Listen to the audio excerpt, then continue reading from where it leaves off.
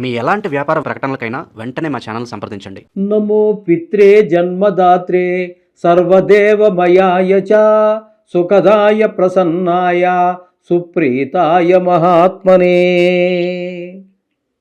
మాతృదేవో భవ పితృదేవో భవ. కుంభరాశి వారికి డిసెంబర్ నెల 2025వ సంవత్సరం గోచార ఫలితాలు ఏ విధంగా ఉన్నాయో సశాస్త్రీయమైన పద్ధతిలో తెలుసుకునేటువంటి ప్రయత్నం చేద్దాము. జన్మంలో రాహు అనేటప్పటికీ అన్ని దుష్టాలోచనలు, దుష్ట ప్రవర్తన అంతా దుష్టత్వమే కనబడుతూ ఉంటుంది. అవి కాకుండా ఈ క్రిమి కీటకాదులు విషక్రిములు ఉన్నాయి చూసారా, తేళ్ళు, జర్రులు, దోమలు, బల్లులు, ఇట్లాంటి వాటి ద్వారా కూడా చాలా చికాకులు కలిగించేటువంటి అవకాశం మనకు స్పష్టంగా గోచరిస్తుంది. జన్మంలో రాహు వల్ల చెడు ఆలోచనలే, చెడు ప్రవర్తన ఇట్లాంటివన్నీ కనిపిస్తూ ఉంటాయి స్పష్టంగా. ఇక ద్వితీయ స్థానంలో శని గ్రహ సంచారం జరుగుతోంది. అంటే కుంభరాశి వారికి ఏలినాటి శని జరుగుతున్నది అనేటి విషయాన్ని గ్రహించాలి. అయితే ఈ కుంభరాశి వారికి ద్వితీయ స్థానంలో ఉన్నారు కాబట్టి 3 రాశుల్లో సంచారం అయితేనే ఏలినాటి శని అంటారు. కాబట్టి ఇక్కడ ఒక్కొక్క రాశిలో ఉన్నప్పుడు ఒక్కొక్క రకమైనటువంటి ఫలితాలు ఉంటూ ఉంటాయి. ఇక్కడ ద్వితీయ స్థానంలో ఉన్నారు కాబట్టి అక్కడ ధనానికి లోటు ఉంటుంది, మాటలో కఠినత్వం ఉంటుంది, కుటుంబంలో ఆహ్లాదకరమైనటువంటి పరిస్థితులు ఉండవు. ఇంట్లో ఎవరికైనా నేత్ర సంబంధమైనటువంటి వ్యాధులు ఉన్నవారైతే వారికి నేత్ర సంబంధమైనటువంటి వ్యాధులు మరింత తీవ్రమయ్యేటటువంటి అవకాశం స్పష్టంగా గోచరిస్తూ ఉన్నది. ఇకపోతే గురువు యొక్క సంచారం తీసుకున్నట్టయితే 6వ స్థానంలో, అంటే కుంభరాశికి 6వ స్థానం అంటే కర్కాటక రాశి. ఆ కర్కాటక రాశిలో 6 రోజులు సంచారం చేస్తారు, 1వ తారీఖు నుంచి 6వ తారీఖు వరకు. 6వ స్థానంలో గురువు యొక్క సంచారం తీసుకున్నట్టయితే కొంచెం అనారోగ్యాలు సూచిస్తూ ఉంటుంది, డబ్బులకు ఇబ్బంది పడవలసినటువంటి పరిస్థితిని గురువు కల్పిస్తూ ఉన్నాడు. తదుపరి 6వ స్థానం నుంచి 6వ స్థానంకి ఎక్కడొచ్చారండి ఆయన, ఉండవలసినటువంటి మిథునం నుంచి అతిచారం వలన మాత్రమే కర్కాటకంలోకి వచ్చారు.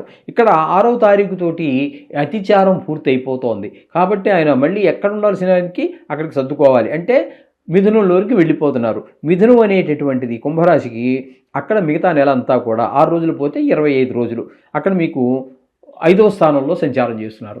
5వ స్థానంలో గురు సంచారం అంటే చాలా శుభప్రదమైనటువంటి ఫలితాలన్నీ ఉంటాయి. ముఖ్యంగా సంతానం వల్ల బాగా అభివృద్ధిలోకి వస్తారు, బాగా చదువుకుంటారు, మీరు ఆశించిన దానికన్నా కూడా ఎక్కువ చదువుతారు. అలాగే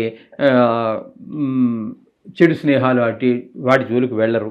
ఇంత చాలా బుద్ధిబలం బాగా పెరుగుతుంది. ఈ విధమైనటువంటి వాళ్ళకి కూడా దైవభక్తి కూడా పెరిగేటువంటి అవకాశం కూడా మనకి పంచమ స్థానంలో గురువు యొక్క సంచారం వల్ల జరుగుతూ ఉంటుంది. ఈ విధమైన ఫలితాలన్నీ గురువు వల్ల.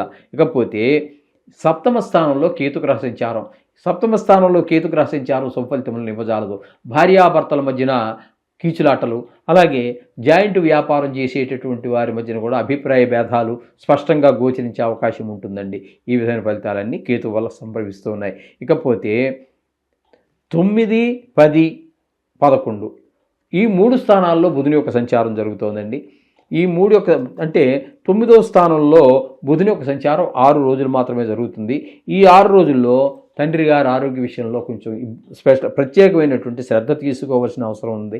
అలాగే వాహన సౌఖ్యం కొంచెం తక్కువగా ఉంటుంది.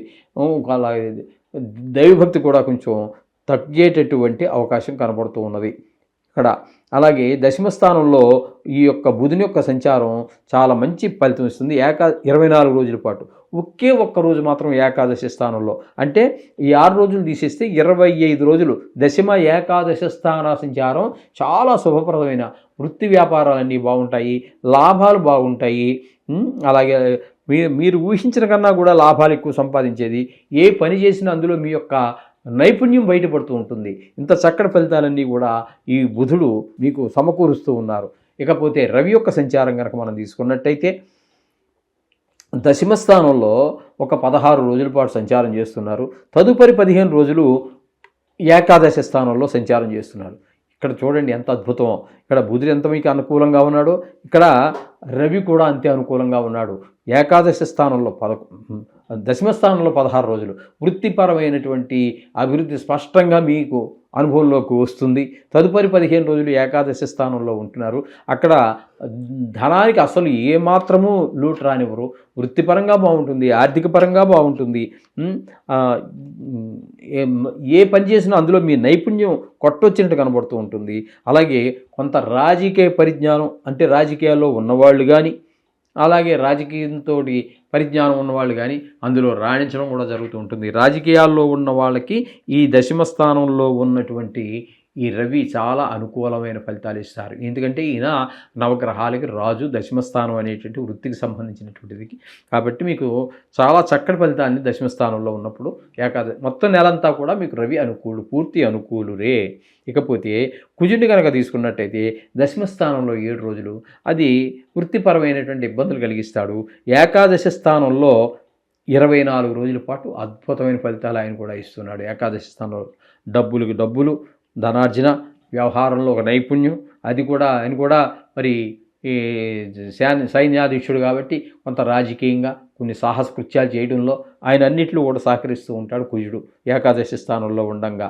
ఇకపోతే శుక్రుని గ్రహం యొక్క సంచారం తీసుకున్నట్టయితే దశమ ఏకాదశి స్థానాల్లో 2 స్థానాల్లోనూ కూడా ఆయన కూడా పూర్తి శుభ ఫలితాలు ఇస్తున్నాడు. వృత్తిపరంగా, ఆదాయపరంగా ఏ రకంగా చూసినా. అందుచేత ఇక్కడ మీకు పూర్తి శుభాన్ని ఇక్కడ మ్యాక్సిమము నెల రోజులు శుక్రుడు, కుజుడు 24 రోజులు, రవి పూర్తిగా నెల రోజులు, బుధుడు కూడా పూర్తిగా నెల రోజులు మీకు శుభ ఫలితాలు ఇవ్వటం ద్వారా మీకు 5వ స్థానంలో ఆయన కూడా ఇంచుమించుగా 25 రోజుల పాటు గురువు శుభ ఫలితాలు ఇస్తున్న కారణంగా చాలా శుభ ఫలితాలన్నీ ఉన్నాయండి. అంచేత వీరు కూడా అన్ని విషయాల్లో ధైర్యంగా ముందుకు వెళ్ళొచ్చు. షేర్ మార్కెట్లో పెట్టుబడి పెట్టవచ్చు.